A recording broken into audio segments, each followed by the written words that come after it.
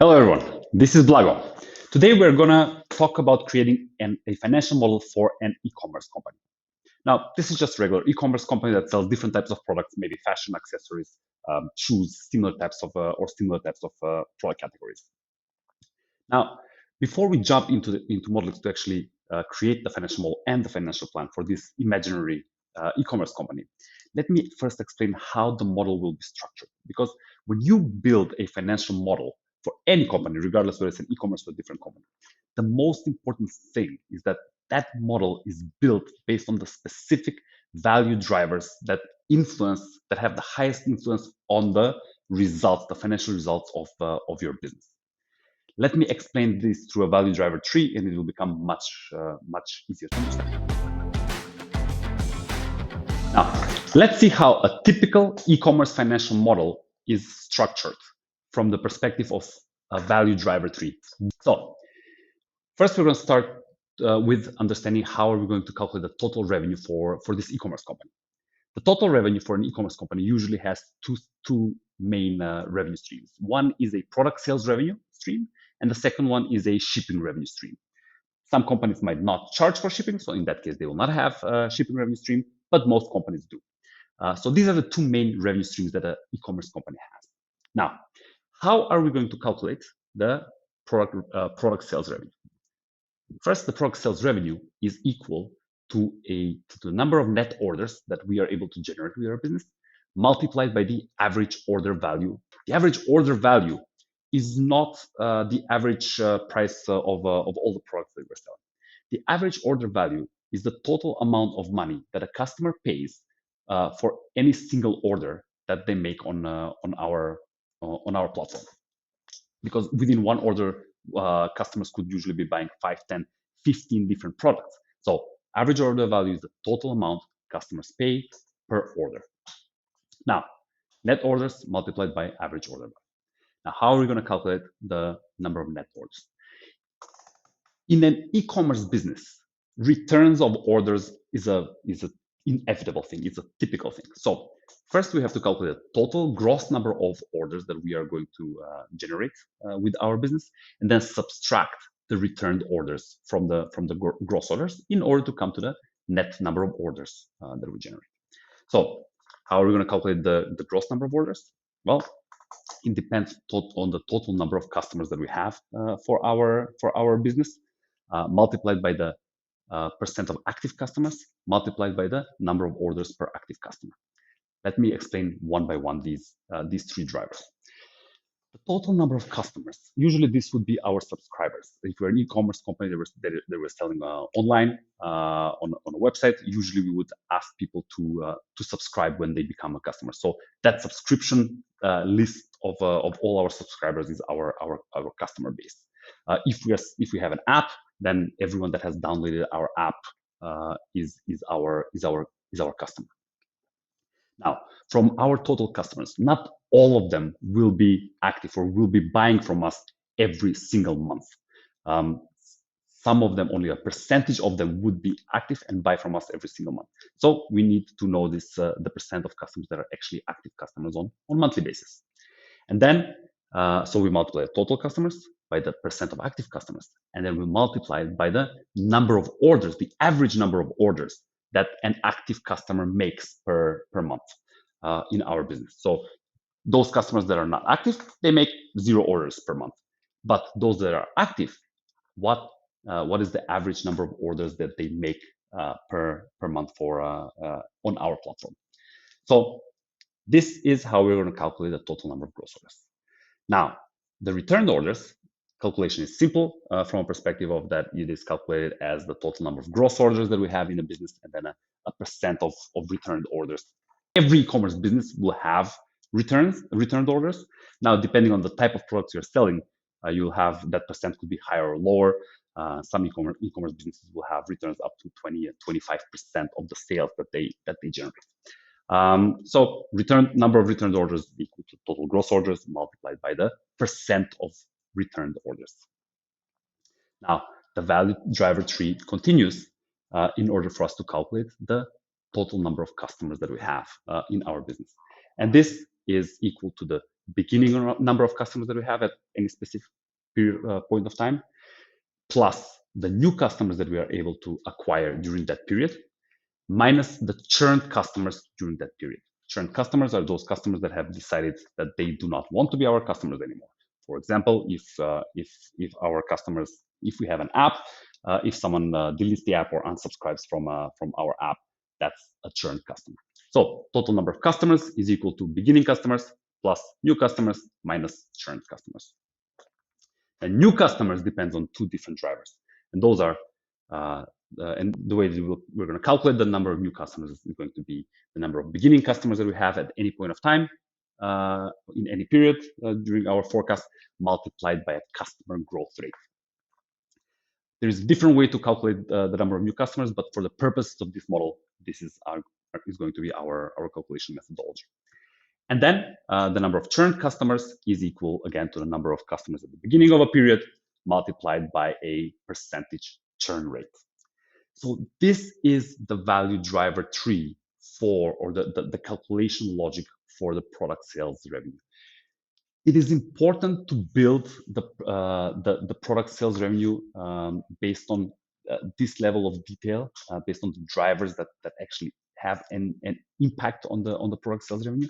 Because once you build your revenue projection based on the drivers that have the highest impact on your revenue, then you're able to manage your revenue projections better, and you're able to tweak parts of your operations in order to keep improving your product sales revenue. Now, when it comes to the second revenue stream, which is shipping revenue, the calculation there is very simple. It is it's going to be the total number of gross orders multiplied by a shipping revenue per order. So that is the full logic of how the revenue for a typical e-commerce company should be calculated. Now, let's jump into Modeliks and actually create a realistic 5-year or 3-year financial plan for an e-commerce company in less than 30 minutes. Okay, I promise no more theory. We're going to jump into creating a financial model for an e-commerce business right now.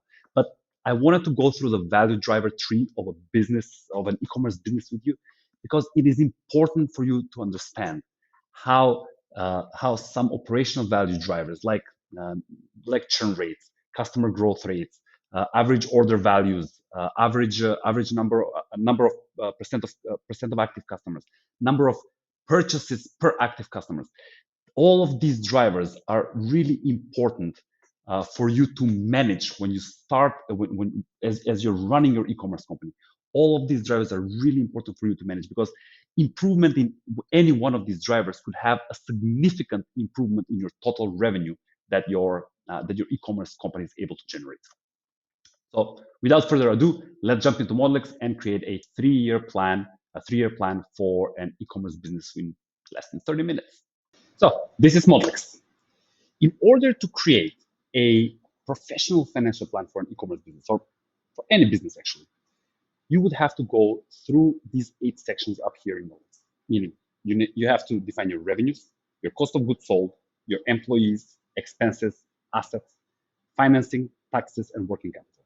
And after you've put in the assumptions about your business in these sections, the reports for your financial plan will automatically be generated.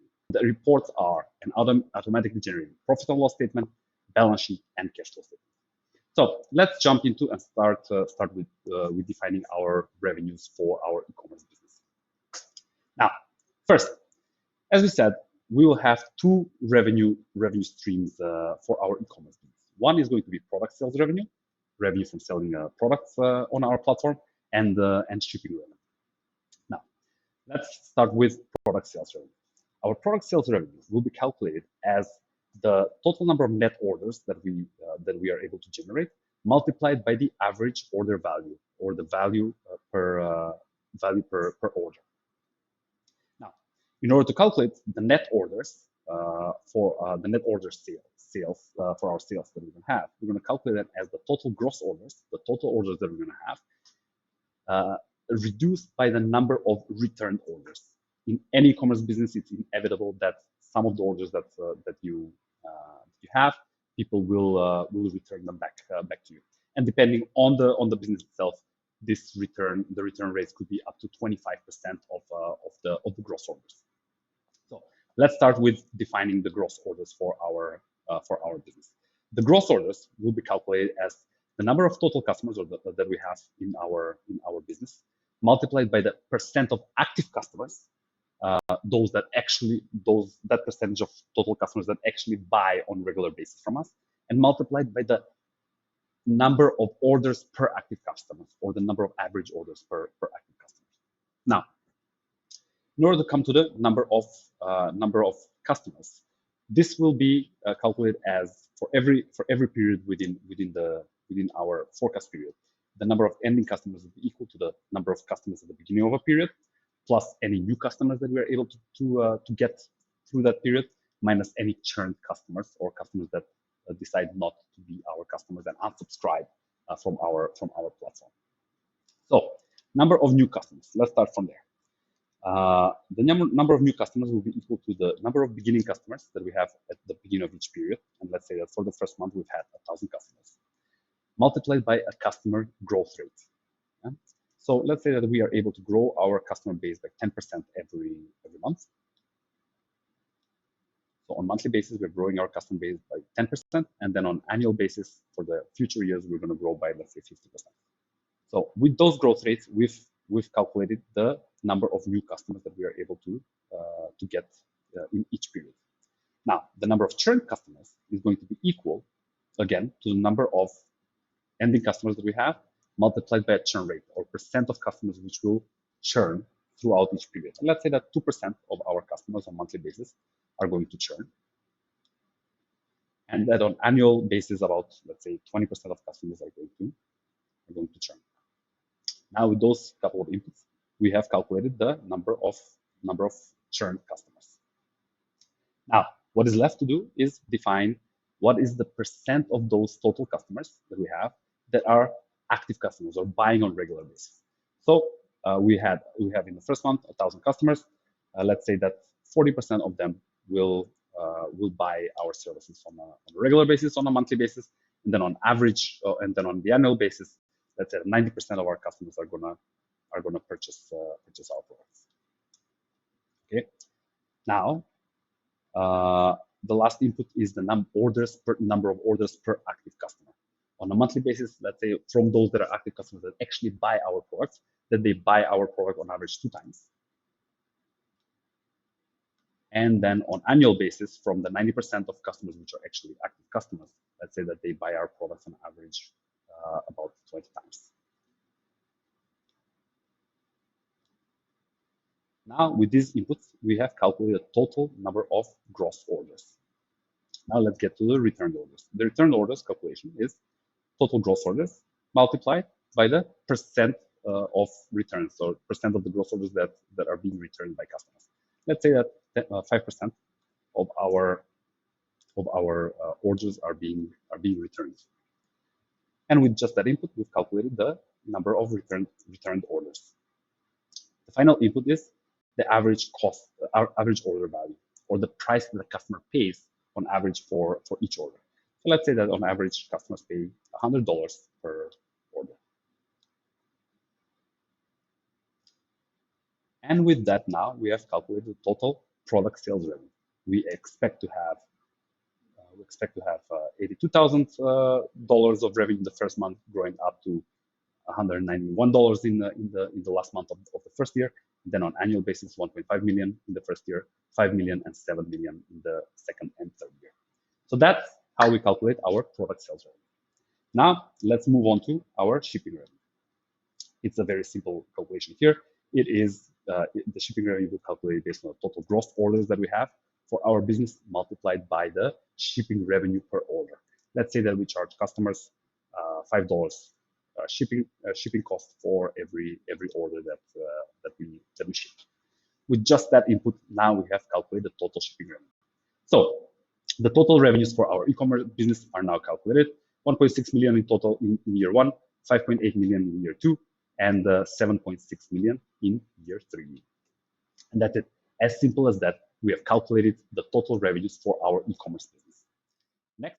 Next step is to calculate the cost of goods sold for the products that we sell to our end customers.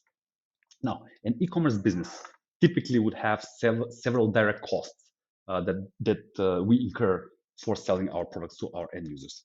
Number one, most important cost is the cost of the sold products, or this is the amount of money that we pay to our suppliers in order to acquire the products, to buy the products that we sell, or it is the cost that we incur to manufacture the products that we're selling, if we are manufacturing our products.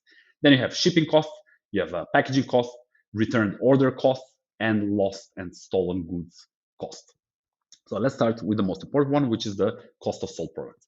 Now, calculating the cost for the product sold, it's quite simple. Actually, we will calculate that cost based on by multiplying the number of orders that we have by the average cost per order. So we said that we're selling the average order price that a customer pays for an order was $100.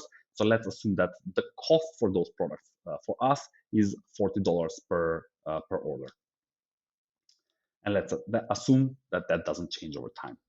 With just that input, now we have calculated the cost of sold products. Next is the shipping cost.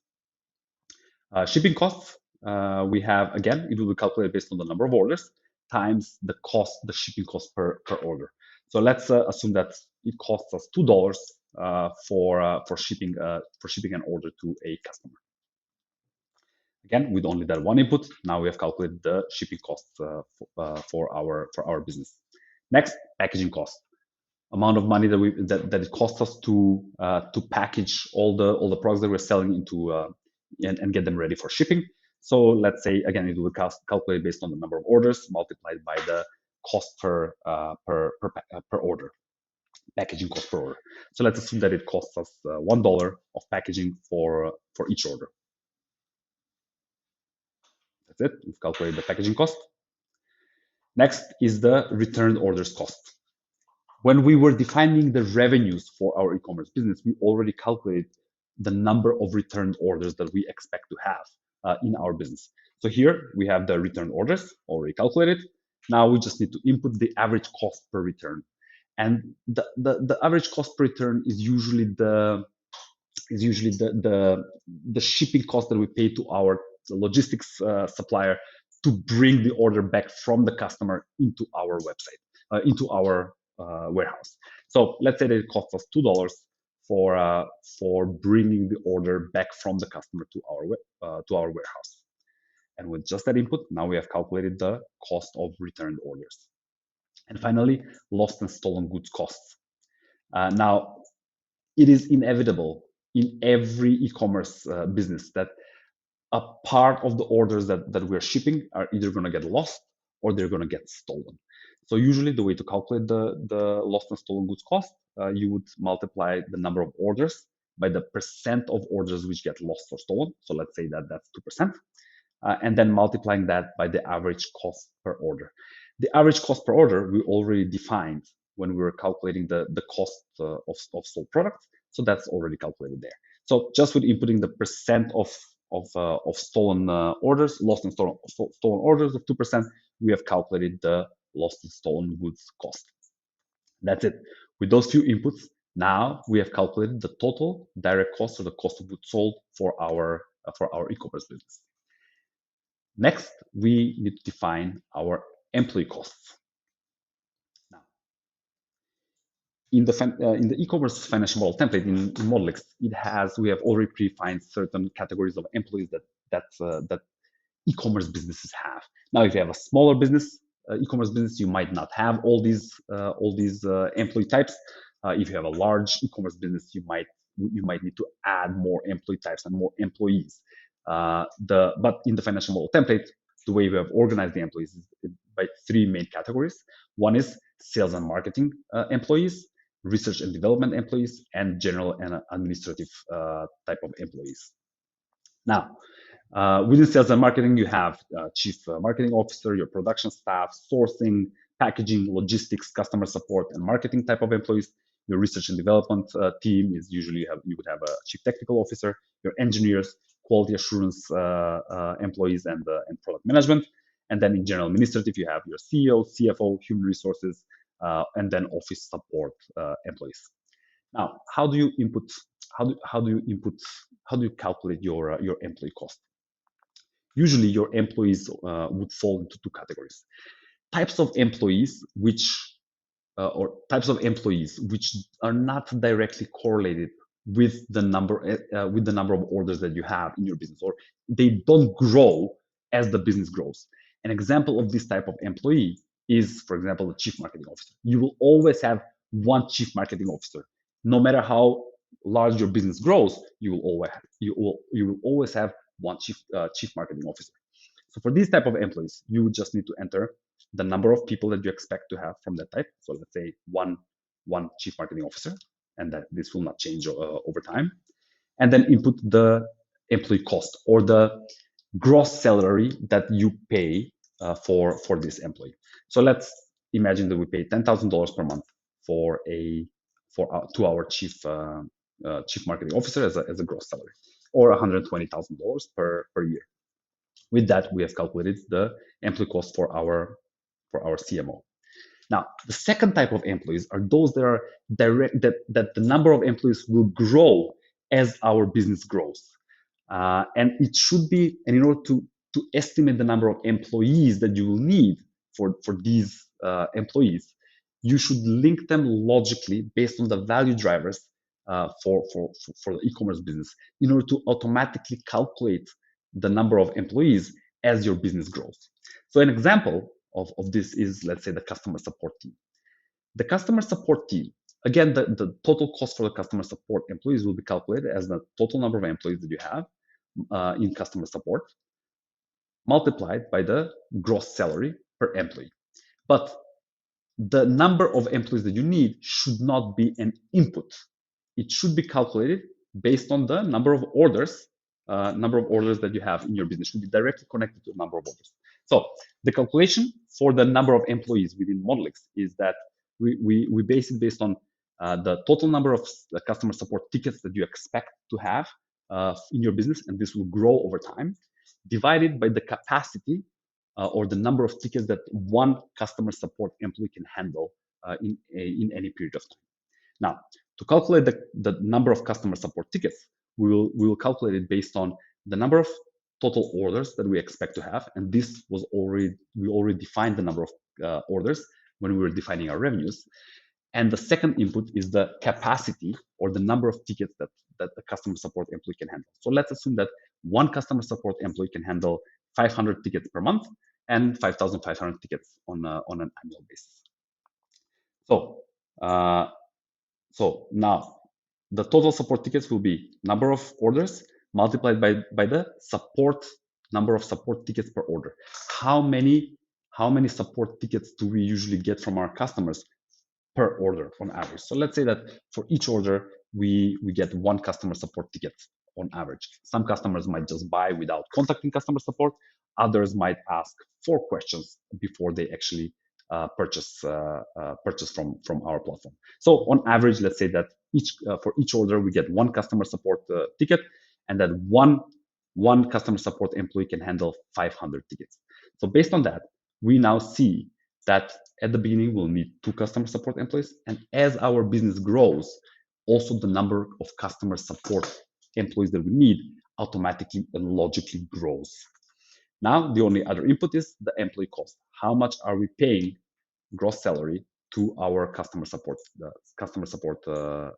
employees? Let's say that we pay them on average 3,000 gross salary for our customer support employees.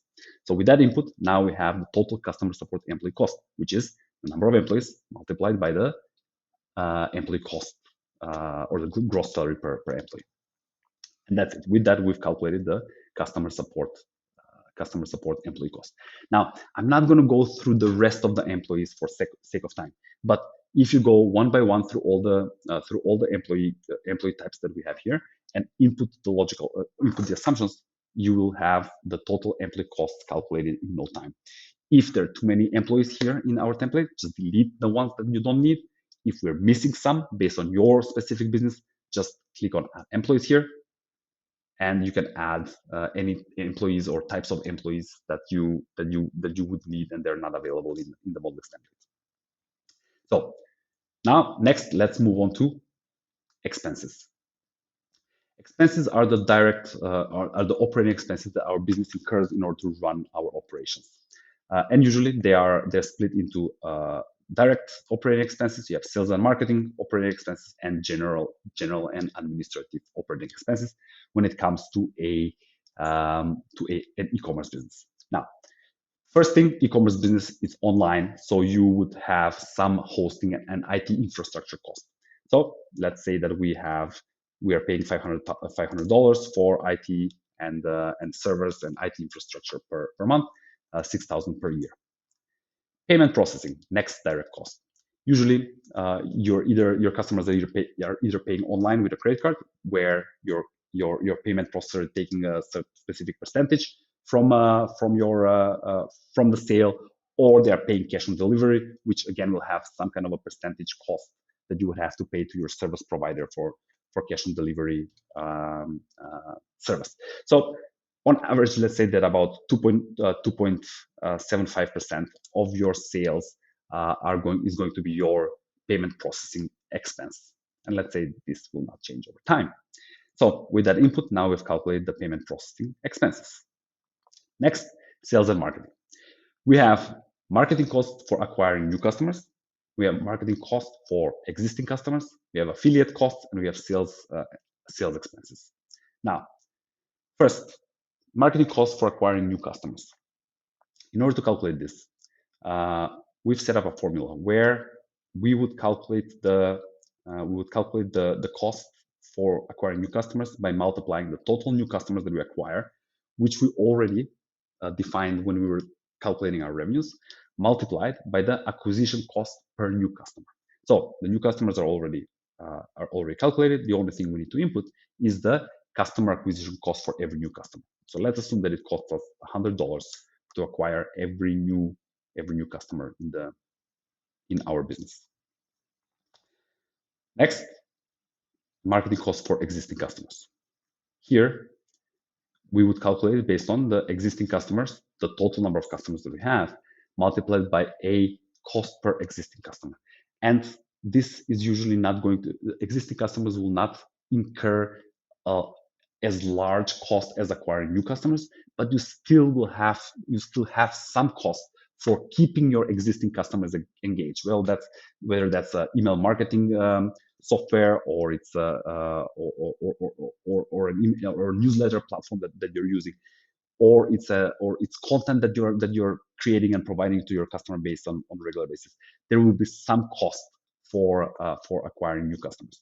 So for the existing customers. So let's assume that the cost per existing customer is about $10 per existing customer. Now with that, we've defined the total cost for existing marketing costs for existing customers. Next is affiliate costs. Not every e-commerce company will have affiliate costs, but for those that do, this is how to calculate your affiliate costs for your business. Now, every affiliate, every company that uses affiliates, they could incur two types of affiliate costs. One is a one-time affiliate cost, or there are variable affiliate costs. Now, what does that mean? One-time affiliate cost is paid whenever you have an agreement with an affiliate for them to bring in a customer, and no matter how big that, how large that order is from that customer, or how many times that customer buys in the future, you just pay them one-time fee. And the second type is the variable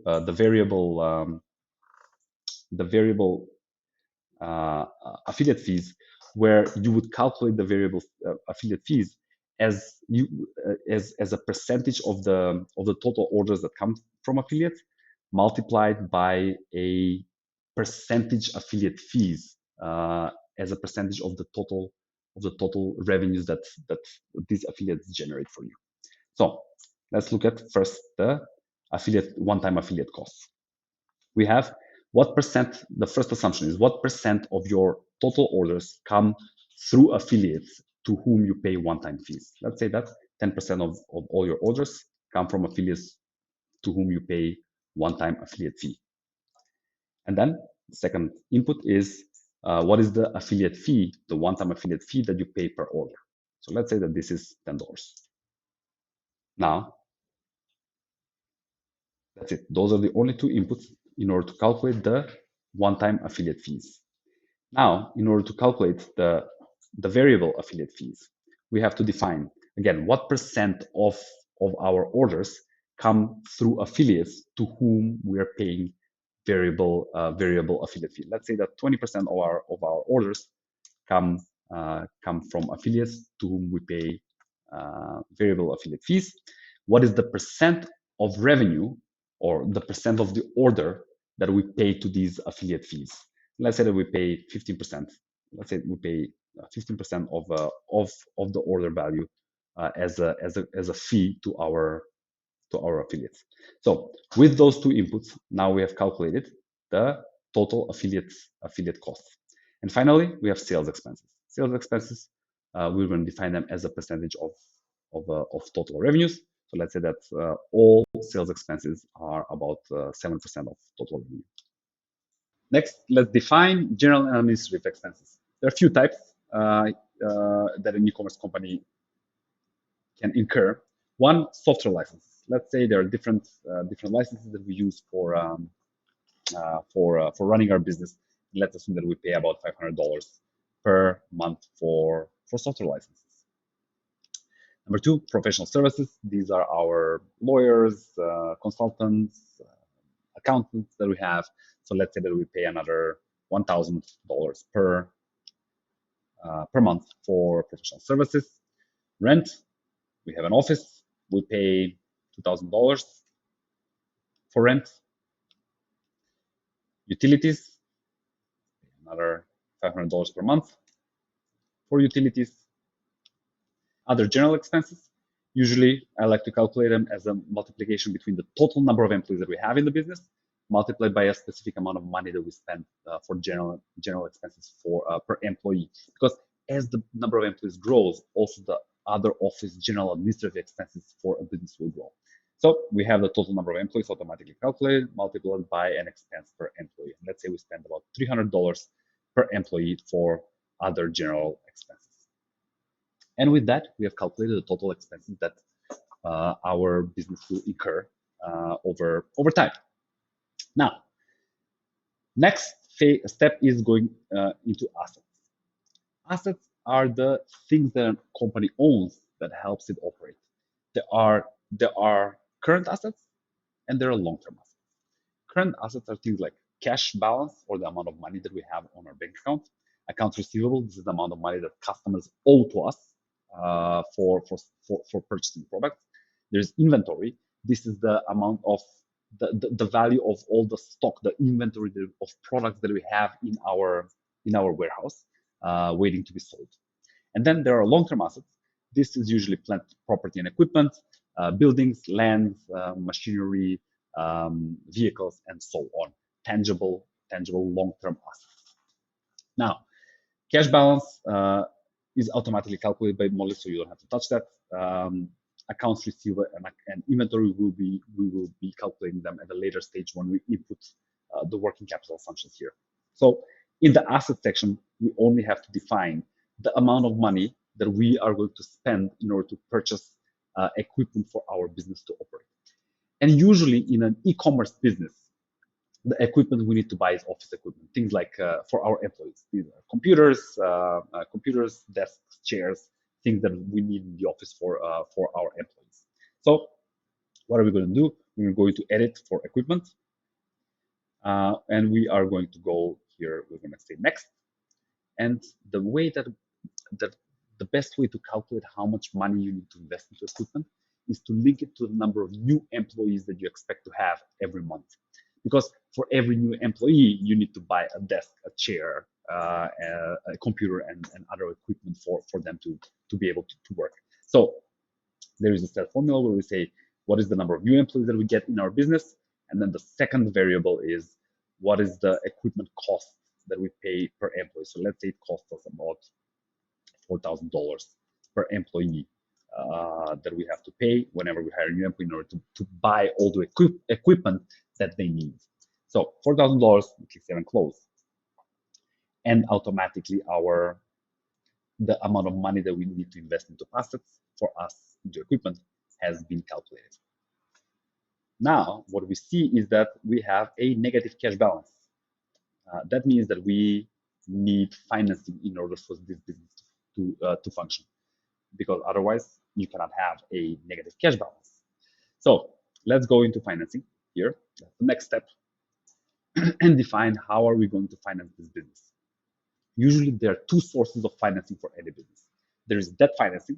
This is a bank loan, let's say, when you get a loan from a bank that you have to repay over time. And there is equity financing, which is any investments that we get from equity investors. So let's assume that here we're going to get an equity investor for our business in order to finance our business. So here, that's in shareholder equity. Here we're going to go into edit, next, and we just need to define how much money are we going to raise from external investors for our business. So let's say we're going to raise $100,000 in the first month, and let's see if we need any more money for our business to function going forward.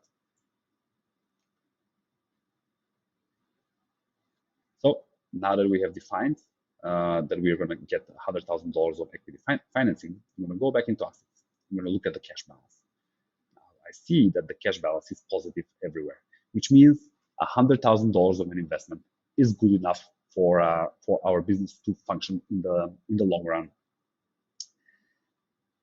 But if we needed more financing than just equity financing, if we needed to get a bank loan, then what you can do in Modeliks is you can add a bank loan type of financing. You select the bank loan, and then you just define in which month or year, or in which month you expect to get this loan from the bank. What is the loan amount that you need? Let's say I would need $30,000. What is the loan term, or how many months are you going to be repaying this loan? Let's say that's 50 months. What is the interest rate? Let's say it's 5% per annum. And is there any grace period? No. How often are you repaying it, paying back this loan? Let's say we are paying it back every month. Click Save and Close. And automatically all the cash flows connected to this, loan are automatically calculated for you in Modeliks. So here in October we get the loan, and then we are repaying the loan as time goes by. Next step is going into taxes. Usually every country will have income tax, and this is the main tax for when it comes to planning. So income tax, we're going to edit, and all we need to define is what is the income tax rate for our country where we operate. Let's say this is 20%. Just as simple as that. We click Save and Close.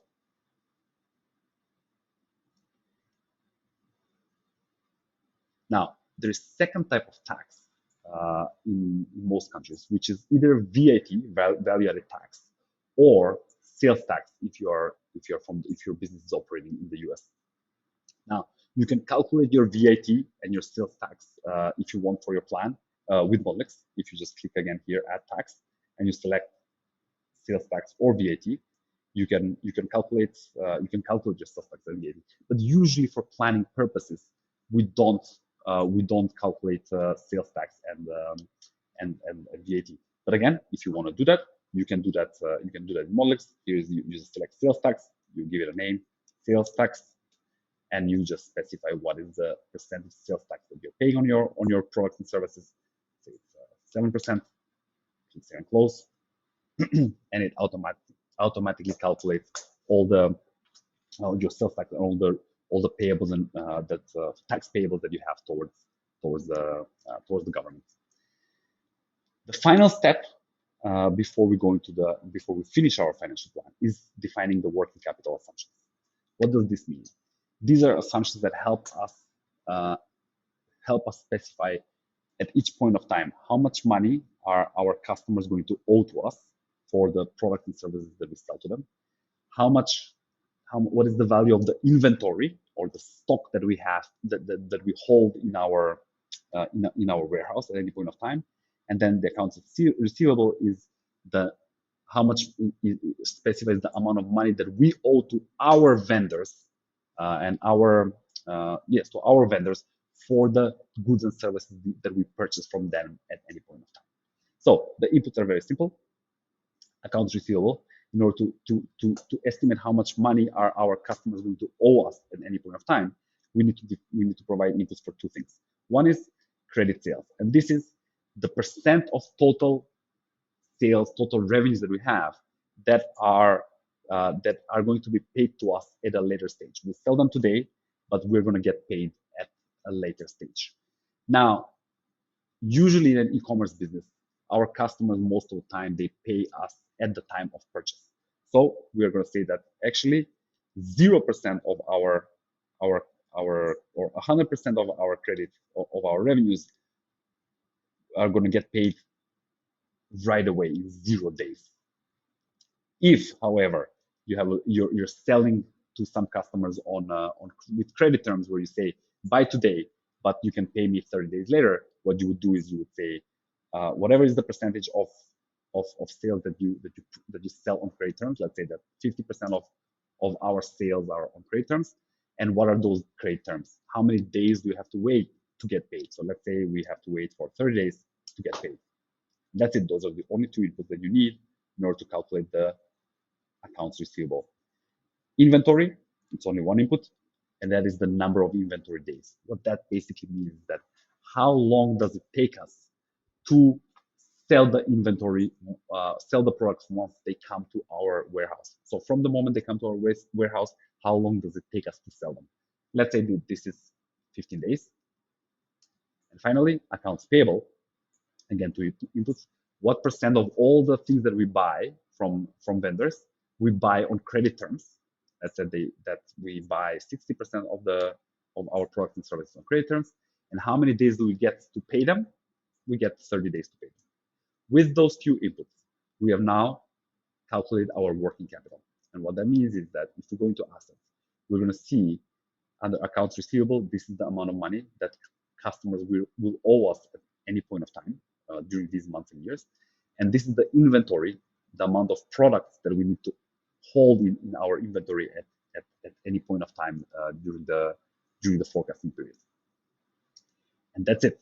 Now we have finalized our assumptions for our e-commerce financial plan. We're going to go into reports, and we're going to look at the main reports. Now, profit and loss, the most important report. This report tells us how much revenues and profits we are expected to generate with our business in the future. So I'm going to click here on monthly, and what we can see is here's the total revenues broken down by the two revenue streams. That's our cost of goods sold, our gross profit, our total operating expenses, bringing us down to our operating profit here, and then any interest expense. Yes, we have some interest expense because we took a loan in November 2024, going down all the way to net income. What we can see is that only for the first 6 months or 7 months of the business, our business will not be profitable. After that, it will quickly turn into a very, very profitable business. If you look at our cash flow statement, the second important report to be looking at is that it tells us whether how are we managing our cash, whether we are going to run out of cash at any point of time. And what we see here is this is the monthly net increase and decrease in cash. We see that we have a positive cash flow in the first month because we are making a loss. However, we received investment from our shareholders. That's why we have positive cash flow. Then we're spending that money, and very soon we are starting to again create positive cash flow going forward into the future. Our cash balance at the end of the year is always positive, which means that we are not going to be running out of money anytime soon for our business. So that's it. We have our 3-year financial plan for our e-commerce business. We have a 3-year profit and loss statement. We have a 3-year balance sheet and a 3-year cash flow statement that we can use to understand how we see our business performing going forward in the future. And if at any point of time you decide, look, I want to run some scenarios, this is my base case financial plan. However, I want to tweak few numbers and see what will the impact be on my financial plan. You can always create a copy scenario. You click add scenario here. You say duplicate an existing scenario. You can duplicate that scenario and then make any tweaks that you want to some of the assumptions to see what is going to be the impact of those changes that you do to your business.